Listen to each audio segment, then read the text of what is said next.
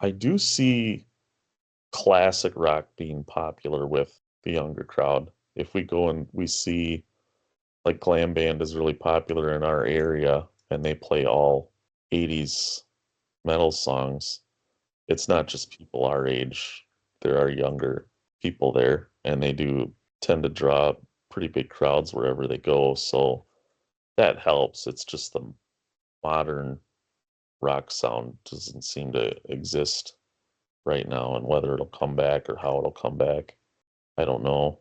Do you have enough room in your heart for new rock bands? Or are you satisfied with your collection that you have right now? I think when I'm going to look for no new music, I'm going to look at the bands that I already like and say, what other songs do these guys have that I haven't heard? Hmm. Their entire catalog. If I haven't, dig deeper, sometimes you can find those diamonds in the rough. That's kind of what I found with Ugly Kid Joe. Like when I was putting together their set list playlist that I have, like I would go on setlist.fm and like, okay, what did they recently play? And I would go like, oh, this actually is pretty good. Or giving like the Motley Crue album that I hated after Decade of Decadence with no Vince Neil. I hated that when I was younger. The John Corabi era. Yeah, I mean, I hated it because it wasn't what my Motley Crue was. But like Smoke the Sky, that's one of my favorite Motley Crue songs. And like just kind of maybe going back to some of them that we didn't give a chance to and finding those hidden gems. Yeah, if you listen to that, not thinking that it's a Motley Crue record, it's just like, here's this new band. What do you Right, think of the song? right. Yeah, you're still upset that they fired your hero after Hmm. probably 10 of the best years any of those bands in terms of success had. And you're invited, but your friend can't come. Should have been a Motley Crue song. Like Hmm. they should be playing that live. I don't know. I for me, I'd have to like just keep a short playlist or album on repeat. So I plug it into my head over and over to get me to like something new. Where it's sustainable, where I would go back to it. And that's what I talked about with this Ben Goldsmith. Like he's just this young kid, but talented as all hell. And his songs are short, they're, catchy, they're meaningful, and I could listen to it over and over. And that's what I'm kind of looking for is bands music like that where I crave to put it on, I'd be in the mood, I got to listen to it. If I'm really thinking about it when I start my work day and I turn Spotify on, what am I in the mood for today? And I'm all probably 90% of the time I'm gravitating towards something that is from the past that I enjoy, that I know that I can Hmm. put on and work, and I'm going to get stuff done while it's on. And I feel like it takes energy to branch out and try to find something new. I would say, yeah, I was a late adopter to Spotify. I resisted it forever, and my wife kept, you know, why are you listening to all your 400 CDs? It's all online. You can listen to that. And I'm like, but these are my songs. I got to figure out how to adjust it to show me more new music because it's like I'll listen to a few songs. Like yesterday, I was listening to it and it kept going around. I was like, okay, apparently it thinks I'm really in the mood for Sammy Hagar today because every other song is Sammy Hagar, you know, and it wasn't giving to me, anything new, something in that vein, but newer. So, Yeah, I don't think it has the smart, it has that smart shuffle where it throws in songs it thinks you want to listen to based on the ones that you're already listening to. But they do have an opening page that says, here's what we think for new music for you today, or something like that. mm, And I never click on it. Maybe I should. Maybe I should see what it's all about. But a lot of times it's not anything that I would even be interested in. And maybe there is, that we're just not finding it. But for me, there's not a lot of those kind of music that, I want to listen to. Yeah, sometimes there's those bands that we've been listening to for years and years. They'll go and do one of their members will go and do a side project, and when you're scrolling through the music section and you're on like Night Ranger, if you click on Night Ranger, it says bands also like this. There's a band called Skills, which Brad Gillis went and did a one-off album. And the album cover even looks like the original Whitesnake self-titled album from '87. Really? It's, yeah, it's like we want to kind of throw it in people's faces that this is an '80s sounding, music, but it's new. And that stuff was pretty good. I think Mike, I told you about that other one that had a Journey sound to it, and yeah, it's Dean Castra Nova, or however you say his Oh yeah, name. Dean. Yeah, the I drummer. Yeah. think it was called Revolution Saints. Was that Yeah, I think so. the band? Jack Blades might have even been in that one too. And there's some pretty good, powerful arena rock type sound coming from them. Night Ranger's still putting out good music. I think Styx is still putting out good music. There's some bands that, unlike Kiss, where they say we're not going to bother writing new music anymore because when we play that stuff live, that's when people go to the bathroom. But if bands have that creative itch that they need to scratch, I think the last Def Leppard album, not counting the one they did with the symphony, which was a lot of remixes, but that sounded great. But the one that they did for the stadium tour that had Kick on it, I thought that album was pretty decent for the You most. think bands are just not great at promoting themselves anymore? They have to do it Because themselves. They don't get record yeah, company help, so that's so same. that's the problem. Yeah, he had a good line at that last Circle album that he did. He's like, "This is one of the best albums I think I've put out in the last 20 years.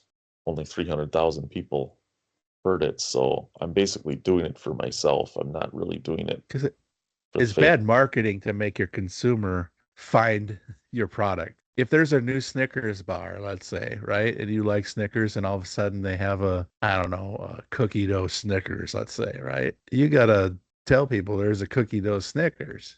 Well, Somebody might find one in a gas station, and he's not gonna go out and promote it to five people and so on and so forth. we've said, MTV's gone now. The radio stations as we know it are pretty much gone now.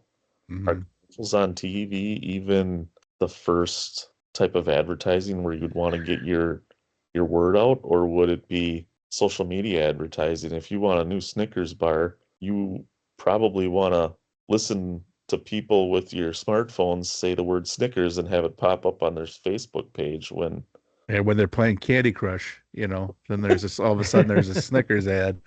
yeah, Like, oh, they got a new cookie dough. I got to try that. right. I don't know what bands can do nowadays to promote themselves. I don't know which ones are successful that are doing self-promotion. Are there any? I Well, don't, it's almost like an art in itself to navigate all the different social media, paths to promote yourself, and talk going back to when we were talking a little bit about Rick Beato and all his complaints over the years of fair use.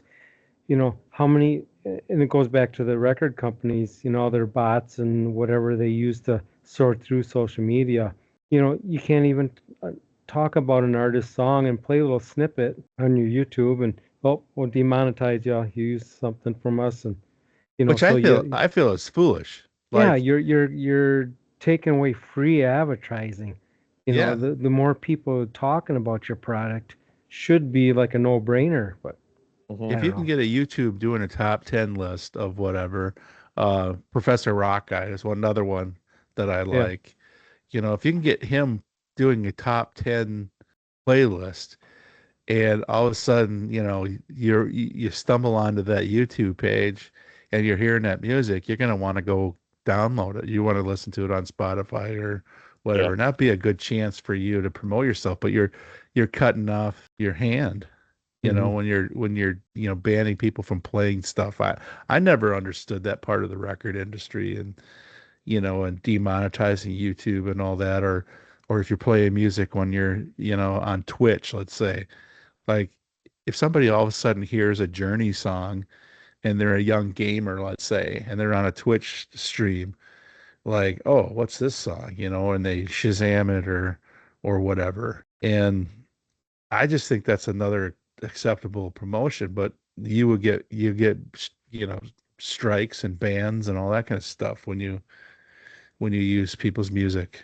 So I think I think that should have to change.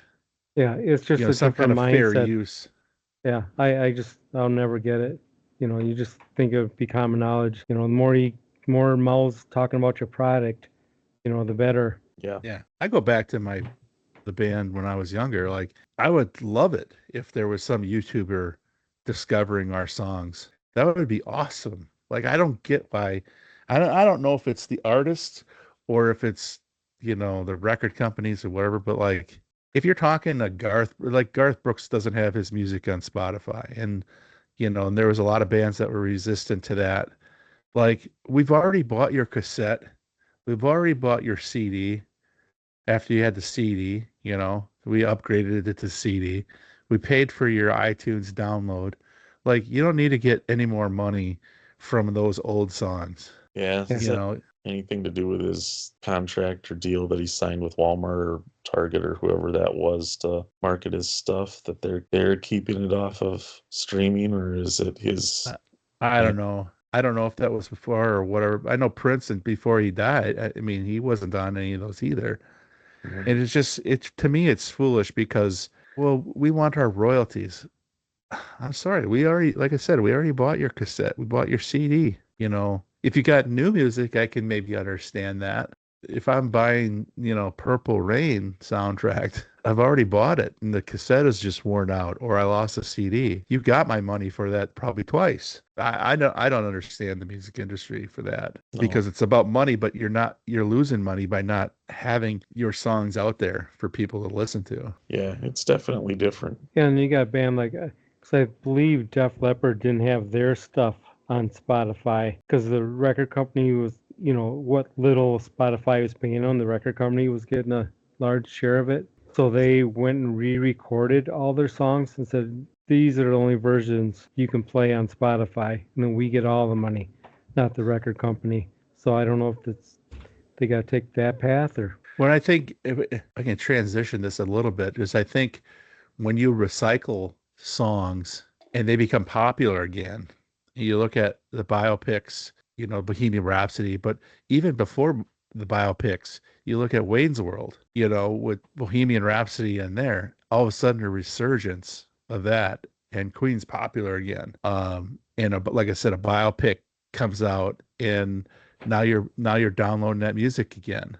Mhm. So are these like Freddie Mercury? Is he more popular before he died or after he died? Queen's definitely one of those anomalies where they've had 9 lives almost, because yeah, they were big in the States with We Will Rock You and Another One Bites the Dust, but otherwise that was more Europe and England, and worldwide they were huge. Of course, Live Aid, that was for the whole world. When they did Wayne's World, I don't think Freddie had even passed yet. The movie came out Mhm. after, but between that and the tribute concert, it kind of gave everybody another look at Queen. And then, yeah, when Bohemian Rhapsody was in the theaters, that they did such a great job with the music and representing the music of Queen in that movie. Watching that in the theater was almost like watching Live Aid all over again. Mm-hmm. Mhm. So it really reinvigorated not just fans who already knew Queen, but brought new fans to Queen. And then The Dirt was kind of an accident where it brought Motley Crue out of retirement, and they decided to go back on tour because of the popularity of this. So it makes me wonder, is that an outlet for some of these bands to regain their popularity and speak to a new generation? I don't know how many Bob Dylan albums were sold or downloaded, from a complete unknown, but the Bruce Springsteen one just came out a couple of weeks ago. I'm guessing he's doing okay with that. All right, have you seen that one?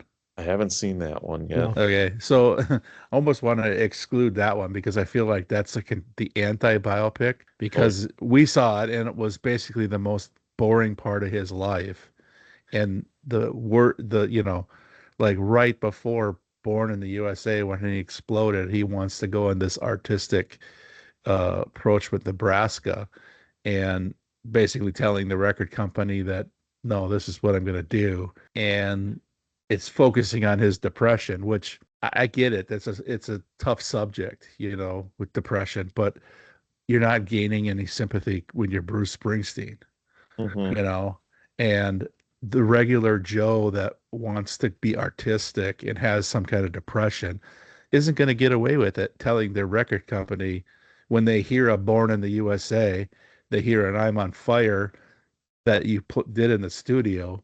You're not going to get away with, oh, I'm just going to do these melodic, boring songs. And the whole movie was like that. So it was almost like, what makes you not want to reinvent yourself and put out this biopic versus Queen, Bohemian Rhapsody, Yeah. or Elton John, or any of the other ones. Like, you get excited about going and listening to those albums. I feel like they need a good story. I was a little bored with a complete unknown. But I just think, made him look like a jerk for the most part, which he kind of was. But yeah, there was he did a good performance of Bob Dylan. I just wasn't intrigued by the whole folk music versus pop right. thing. It wasn't enough to carry a plot of a full-length movie to me. Well, Michael Jackson's coming out next year, right? Or is it the year after? Like, what parts of his life are they going to go into it? Here's the problem I have with some of the biopics: is there's so much content that they have to cover that they cram it all in, and it feels like you're rushed throughout the whole. I mean, if you think of Michael Jackson, the Jackson Five, living in that small, we visited Gary, Indiana, went and saw his house where Hmm. that whole family lived in that just tiny house. You could have almost a whole movie on that alone. And then you got the Thriller album and the Bad, and then what, Vitiligo, and the possible kid stuff. Like, there's so much to cover that I Well, don't know if it'll be too rushed, or if they're just going to do a section where it's a feel good. that's a good point. I wonder if it would almost be better off as a series than a single movie. I'm hearing rumblings of the Beatles being four separate movies, one from each member's point of view, and it's just kind of like, okay, everybody's going to want to see the John and Paul movies, and then there'll be the select group that wants to see George, poor Ringo's movies. Probably, you know, you're they're probably not going to. Yes, straight to VHS. Yeah, there'll be kids going. Betamax, they'll go straight to Betamax. They want to see Yellow Submarine and Octopus's Garden. But Well, the deal that came out on Disney Plus with their last album, that was what, four separate parts, and they were all intriguing. Just watching those two write music together, and seeing it come together. And I I mean, at a smaller scale, but like, I always think about when you came to my house right after a bass lesson, mm, and I'm like, I've got lyrics to that song. And then showing Randy, and he puts music to it, and then the different drummers that we have, and how it got better and better and better. It's just like, I love that process of writing a song. And now you're watching Lennon and McCartney, the two best probably to ever do it. So that was interesting to me, just mhm, seeing them work together, seeing their minds come together on, hey, I'm bringing this to the table, and I don't have any lyrics to it. And you hear them hum maybe what would have been their lyrics. I'm like, that's horrible. But then, the end product, yeah, and just seeing those two work together, and then George Harrison's no schlup himself. And I right. think Ringo is probably the most underrated drummer Mhm. ever. But, just seeing them write music together, that's interesting to me versus, you know, what kind of biopic would you do for them that we wouldn't? Yeah, I think if they did like a Guns N' Roses or a Def Leppard one, it would probably fall a little bit more in line with the Dirt. Oh, the Necessarily, Def Leppard one was good. I don't know if you guys seen that. is it the one that they did The, about 20 some years ago? yeah, it's called Hysteria, the Def Leppard story. It's Okay, about Was it going different? Was from, it actors? yeah, Okay. I but it don't was think I. going through the Mutt Lange, the High and Dry, and Pyromania, right at the very end was when Rick Allen rolled and lost his arm, and then they show the process how he figures out he can play electronic kit, and then right as Hysteria drops, that's where the story ends. But it Oh, was good. so that was before Steve Clark died. So Yeah. there's more to that story if they wanted to. So and that was kind of the highlight at the end of them was watching Steve Clark kind of fall apart Uh, and everybody kind of, dude, what's wrong with you?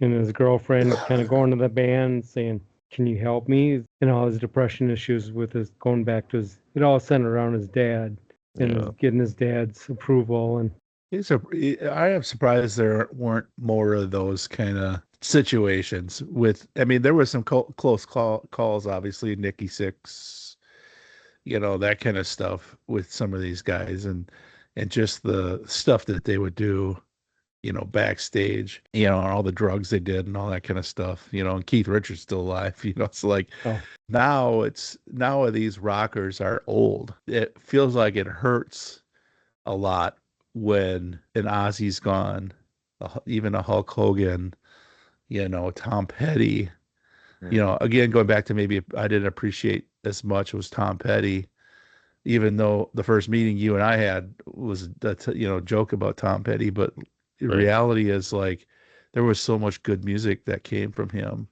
Mm-hmm. And all of our, I won't say heroes, but all of our legends are now and usually it's for Doug and I, it's like whoever gets the news first. Doug will just text me like, "Oh, this guy," is like, "Oh no, yeah, R.I.P. Guess who died R.I.P." today?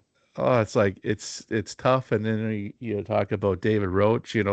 We just saw him, and he gave him when you and I were there, and Randy's dad passed away, and he gave us a message about his dad and all that kind of stuff. I still have that message, but him going through cancer and passing away, and just so many of our legends, Eddie Van Halen, and all these guys are dying, and I don't see, I mean, the next few years, if they're in their 60s, 70s, these artists, and what's the average lifespan, so we're going to get more news in the future about people passing, and it's how do we take it? I mean, when you have a week where 3 people die that you grew up either watching or listening to, it's tough. Yeah, and that's part of the other bad part about this generation of rock music is there isn't as many rock stars.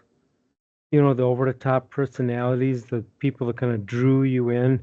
It's not just, you're standing up at the microphone, looking down at your shoes, playing 3 chords. It was Hmm. the entertainers, and in addition to being musicians, the David Lee Roths and, but there isn't, it's hard to come by those kind of personalities anymore, Hmm. seems like. Yeah, now that Ozzy's gone, there isn't another Ozzy. He Right. was one of a kind, and there wasn't anybody else like him. So once he's gone, he's gone. What, and not to be morbid, but like what's an artist either that has really kind of like made you think, or one that once they do go, it's going to be tough?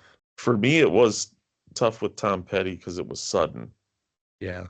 No, wasn't that old, and Eddie Van Halen was kind of the same thing. He was only in his mid 60s, was battling cancer for a while, but I was kind of sad after Eddie passed. There was kind of almost a big celebration of the Diamond Dave years at the same time, kind of pushing the Sammy stuff aside like it almost didn't exist.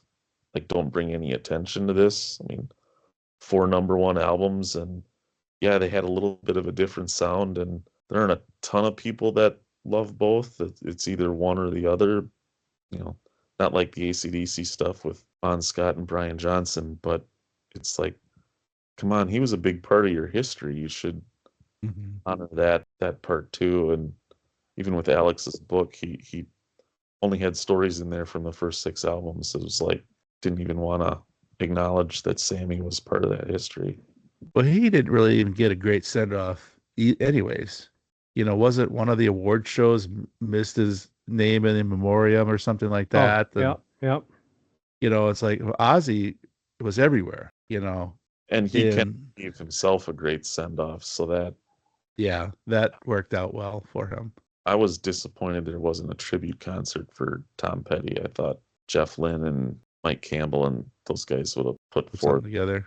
Yeah, I actually have Mike Campbell's book sitting on the shelf right now. I haven't opened it up yet, but I did hear him say once because he went right from the Heartbreakers after Tom died to pretty much going on tour with Fleetwood Mac because he just needed an escape and a different avenue to not even deal with it or think about it. And the idea of putting a tribute together would have been too sad to do. But it's kind of like, all right, guys, it's been 9 years. I think your window's just about done. It's obviously not going to happen now. Are we numb because of the Whitney Houstons, the Michael Jacksons, the Prince, these just big, larger than lifes pass away? Or is it different now because it's more them getting older and getting cancer or, stuff that regular people, most people aren't going to die in their mansion overdosing on fentanyl, or whatever it is.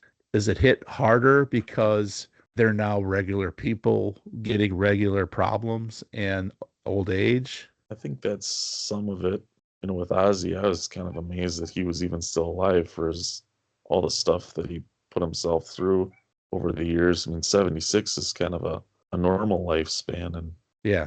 wouldn't have expected that from him. But some of the things with, when we were talking about back in the 80s, seeing these bands in arenas up on stage, that they have these larger than life personas. But now, if you can go see them in a theater or a club, the meet and greet option is kind of popular with the people that want to get a picture and shake hands and get something signed with their heroes. And if you're able to talk to them, you're kind of reminded that they're normal, regular, everyday people. So that probably plays into it just as much as, like you're saying, when we But get old, regardless of your celebrity, especially if they're bands like Junkyard who had to do it to make money. Mhm. Like they couldn't be, we seen them in Green Bay.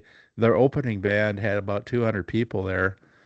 And then when the opening band was done, I counted 85 people. And it's like, I don't know how much money they're getting from that show, but they're having to go night in, night out playing it, and I'm making more than them probably.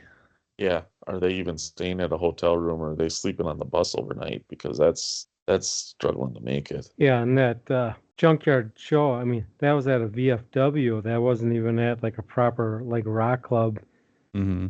So they had stuff. And Mhm. there's bands that all, Faster Pussycat and Dangerous Toys, and all these bands we're talking about, like they're not playing to a couple hundred, more than a couple hundred people at the most, and how much money they're really getting, and it's just a survival mode. And some of those places we'd walk into and pay $20. Yeah. Yeah. How much of that do they get? But do we really feel bad for them? Because back in the day, we'd love that lifestyle. It takes a toll on some of these guys, and maybe they mismanaged the money, or maybe the money really never came in because of whatever the record label really gave them, or they didn't have good accountants back in the Well, day. yeah, and a lot of it, I've heard a lot of interviews where guys will talk about that. People think because they see us on MTV and we're out on tour that we're all rock stars and have mansions. And you go like Winger. No, we went on tour. We were like $3 million in the hole because the record company put out 3 videos. Said okay, now you owe us $600,000 for those 3 videos plus tour support. And when Winger finally came to an end, Red Beach said one by one I had to keep selling off my guitars just so I could keep feeding myself. And until he got whatever came his way next, because I didn't think there was much of a career left. We were never, we weren't the Motley Crues with 18 cars and mansions and money to burn. Hmm. So yeah, so some I suppose keep going on tour and I'll just play for whoever, just to play it for fun, not to get rich. That dream of being a rich rock star already passed. Mhm. If I can play the VFW and it beats sitting at home being a plumber or, Well, yeah, I mean, being an if that's accountant. your skill, And everybody that's there wants to see you. There's still some dopamine or whatever that you get from playing in front of people. You're still Yeah. doing what you love as long as you don't treat it like a job and you're fine with that lifestyle and you're making what a plumber makes. Hmm. That's not awful. It's not what you expected when it was 1989 and everybody else was flying high and living that life. And either you got in at the wrong time or you had bad management or whatever the case was. And how many of those bands, like from like 91, great musicians, wrote great songs. They missed the wave. They're 6 years too late. But Doug, what's going to be a tough one for you when that you're going to have to text me or I text you? Then you'll be like, take a pause in your truck and like, oh, this one hurts. Not that he's like the giant hero of mine, but when, just how huge he is in reputation wise in the business, probably when Angus Young dies, Yeah. Just how long ACDC's been out there doing their thing, and that'll be a shocker for me. Well, hopefully he makes it through July or whenever Brad sees him in Madison. Yeah. He's still, from what I didn't see the show that was here, but supposedly he's still up there kicking, doing well. Yeah. So, but yeah, I mean, how old is he? Angus Young, God, I don't know. He's got to be in his 70s. late 70s, I would guess. That sounds right. I mean, yeah, let's say average. I mean, average lifespan. Now you're just talking death from natural causes. Yeah. I don't know what his lifestyle was, and his brother. How old was his brother when he died? So I guess Angus is 70. I thought Okay, he'd be older than that. it's still though, But it's just, because he's fits, another one of those rock star, larger in life personality, jumping around in the schoolboy uniform, and you don't have a lot of that these days. Yeah. Paul McCartney will be another one. I mean, he's in his 80s, but he's kind of a young 80 something, being a vegan and still doing a almost 3 hour show with no break. Yeah, I just saw him like 2 weeks ago. That was incredible. I know Carol wanted to go to that show. She already had other plans, but me, I think it's tough. You thought it was a really good show? Oh, it was everything I wanted it to be and more. Okay, well that's good. He didn't. Sometimes I like tough to pay to hear somebody that old, trying to get through it. But And I thought for sure that like a lot of the side musicians would sing a lot of the higher parts, and they would do a lot more of the heavy lifting. But he sang all his stuff. He just staged it where like he played some of the harder songs to sing, like Band on the Run and stuff like that, where he had to get real gravelly voice. Played that early in the set, yeah, where he still had the strength. But and it was a 2.5 hour show. huh. And Well, that's good. I'm sure you're glad you saw him then. And I can't think of any other musician that I've seen live, in a band who plays guitar, bass, and piano, where he three instruments. I can't think of anybody else that I've seen play live that's switched around that many times. so he played bass, he played piano, he played a song on mandolin, he played another song on ukulele. I mean, the drums are the only thing he didn't play. It Yeah. was just, I'm like, wow, what a well-rounded musician. Yeah, I think for me, I know it's weird going from Paul McCartney to Weird Al Yankovic, but like when I hear that one, that one is tough for me. Yeah. That represents not only my childhood, but we've brought our kids to a few of his shows. When I have a 8 or 9 year old singing every lyric to Albuquerque and it's a 13-minute song, it's just kind of, to us, it's kind of like Star Wars and whatever. Like Weird Al is a part of our family, and obviously he's healthy or whatever. But it's just one of those. I feel like that one's gonna be a hard one for me to take. He's another vegan and he's only 65, so He'll outlive me for sure. Yeah. I might not have to worry about that one. We might not see him die in our lifetime. Yeah, so he might hit triple digits or whatever, but Yeah. I mean, each one of these though that come along that are on, the list you can go through, it stings a bit more each time, it feels like, because it's almost like part of your childhood is dying, people that you either listened to all the time or you went to concerts and saw them, or I don't know about looking up to them, because a lot of the artists now, they're just all political, or they're all, it's like, okay, you don't need to talk down to me, because this is the lifestyle you lived back when I was thinking you were a hero, and you really were not a good representative to young people. It still stings, I think, when when I get that text from Doug, RIP this person, and it's like, oh, that kind of sucks. But they just keep adding up and adding up the older we Mm-hmm. get. And I think, Doug, you made a really good point about, like, what are the personalities out there right now? They're all probably rap stars, so maybe our kids, to their generation, they'll be tough, but a lot of them, like one of Jackson's favorite a few years ago, his name was Juice World, and I think he was 22 or something like that, and died. So I don't know. I don't know if you have any larger than life artists right now, other than maybe Taylor Swift. But even she doesn't have a great personality. But, like, who has that personality out there, that Maybe an Snoop. Ozzy, maybe what, Snoop Dogg? Yeah, yeah, he's probably a good comparison. But even him, he's probably more our generation, if you think about it. So what is this generation's Ozzy? Like you said, there is no more Ozzy. Even a Alice Cooper, who, those kind of people, they had a stage presence, they had, an act or whatever. Like, who really does that? Kiss, same thing. Yeah. Like, who does that nowadays? I think they're all of these that keep coming are going to be hard to, maybe not huge hard where you're like depressed or whatever Mm. because you see it coming, or they're old or whatever, but it's just still, each one of these are hard to take.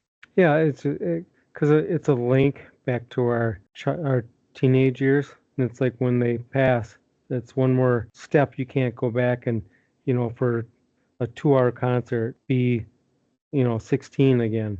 Is there anything that you wish people would remember about the 80s that just maybe isn't talked about enough?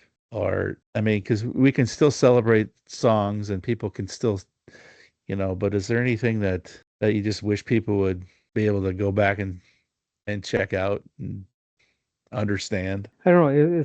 I mean, because I think the 80s gets properly rated. Maybe it's just I'm wearing the 80s tinted glasses when I'm looking at everything. But I mean, Hmm. even going back, it wasn't just music. It was, the movies and all you know, the Schwarzeneggers and Van Dams and all the action, Stallone, everything was about having fun and, the big epic, blockbusters. And it was, kind of same vein as the concerts and the music. It was about just being bigger than, You bigger than think we life. just you think we just can't escape reality right now?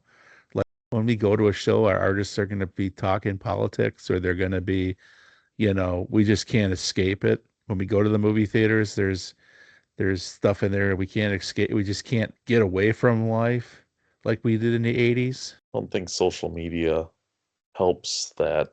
There's you've got eyeballs on you everywhere you go now. As an artist, you didn't have to worry about that in the 80s. In fact, they made it a point to check you over, make sure you weren't bringing any cameras into the shows. So you could say anything you wanted and you wouldn't get in trouble, but they didn't. Plus, you didn't have to worry about, if you went to a movie and you liked it, you didn't have to worry about looking on social media before or after even and explaining that you liked a movie, because there wasn't any. So it was just your kind of close knit group. Either you went to the movie with them, or you word of mouth, and then they went because you liked it. And it wasn't like, oh, this person said this in this movie, don't go see it, or this musician or whatever. You just went because you enjoyed it, and you didn't have to worry about any of that stuff, like you said, with social media. It was a more innocent time. I think the Goldbergs TV show does a pretty good job of Yeah, it representing does. 80s in terms of a lot of the themes and the attitudes and what it was like back then. Is it sad that we don't have that nowadays, or is it just the way life is? I Sad. mean, it is sad. I mean, we lived in such a simpler time. I mean, we didn't have school resource officers at school. You didn't have to worry. There was none of that to have to worry about. And so I tell my kids all the time that I just feel sorry for them that they didn't get to grow up in the same way that I did in high school, in the teenage years. And, I don't think we appreciated it enough looking back. Like the one thing I really wish I was more into was snapping pictures or video because there's just so few of that around to capture what it was like. Brad and I were living in Appleton. We had a downtown where we cruised the Ave. Like we drove up and down looking for our friends and then we went somewhere else or we hung out on the side there or that was just the place to be. And that got outlawed and kids just, they have cell phones now, so they don't really need to worry about that. But how cool was that? And I just don't think I don't know if we just didn't appreciate that time frame and the freedoms that we had and knowing that adulthood sometimes can suck and Yeah. bills and responsibilities and stuff like that. But sneaking out of the house to go to Alpine Valley and see AC/DC, it's just crazy. You think about that stuff, or just seeing the amount of concerts that we did see and just hanging with our friends and all that. It's a different time frame. And we had fun, but I just don't know. I don't know if any of us lived in the moment to reflect. And I don't know Well, if it's I when don't you know, can't. or if kids just don't do that. well, it was probably hard for us to reflect because, you take advantage or when things just are normal, the life we lived back then was just normal. If someone would have told you, oh, hey, in 20 years, there's going to be cops at the front door of the high schools, and some high schools are metal detectors, Yeah. and all the stuff that was about to change, we wouldn't have believed it. Yeah, I walked through the smoking doors at my school. I lived right across the street, and to get into the school, I walked through the smoking doors. And I would get blasted because the people that were there were wearing the heavy metal shirts, and I was wearing Poison Motley Crue, and I wasn't smoking obviously with them. So I wasn't well liked from that crowd of kids. But I just can't imagine a smoking section at school. But And now it's the vaping section. yeah. yeah, that's Well, the vaping in the men's room, the boys' room. another reason probably underappreciated is at the time you didn't really see an end in sight. Because when the end came, it almost like went off a cliff. Yeah. Well, how can we leave this on a positive note so we're not talking about death and the end of the 80s and all that kind of stuff? Like, let's go back to like some fun memories growing up in that time period. What are some of your favorite things about that? Even if it's just, hanging out with friends and I think you mentioned the movies. Some of my favorite movies are still from the 80s. Gremlins and Karate Kid and Back to the Future and Return of the Jedi and Indiana Jones and the Last Crusade. I mean, I love those movies. If they're on TV, I wouldn't turn them off. I'd have to watch them. Yeah, and we do a family movie night every week where we take turns on and the kids have to sit down and watch whatever mom chooses this week, dad chooses so it's all the big 80s blockbusters, and it's a chance like, you're talking to them and like talking about ET, and it's like, what? You've never seen ET? Okay, well, we're gonna change that. You've never seen Indiana Jones? Oh my God, I did a bad job of raising you. good times though. Good times. Yeah. I mean, this music can still hit us, and I think, like you said, when you're 14 or 15, like those are so impressional times, and Mhm. like you can't. I know that we sound old fuddy-duddies that we can't find new music to like, but the classics are so great. That's why Yeah. they call them classic. I don't know. I think I don't know if anybody else besides the three of us enjoyed this. Hopefully, you can tune in next time.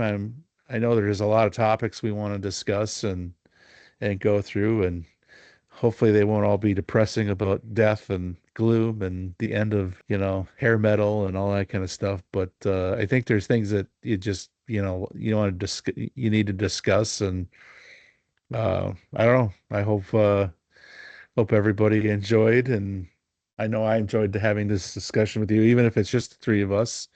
So Yeah, this is good going down memory lane. Yeah. definitely. Yeah, it was fun. Oh, I think we covered everything we want to talk about. Yeah, there's so many things that I think there's so many things that we could discuss moving forward. So I'm getting All a right, thumbs up boys. from Jackson. So great talking to the two of you, and maybe send me some ideas as we go along, and then a couple weeks from now, maybe we can find some time to go again, and you guys can share it. Think of maybe a name if anything sticks to you. I'll try to Okay. think of something Yeah. too, but Maybe I have to make this a 3-parter so people don't get bored sitting around all the. anyways, it's Okay. just like I'm glad Brad you got brought it up. It's just good talking about stuff with you guys. I mean, I enjoy talking music and everything with you Yeah. guys. So cool. Absolutely. All All right. right, man. It's All Good right. fun, talking to you. guys. Yeah. Later, Talk to you Gators. later.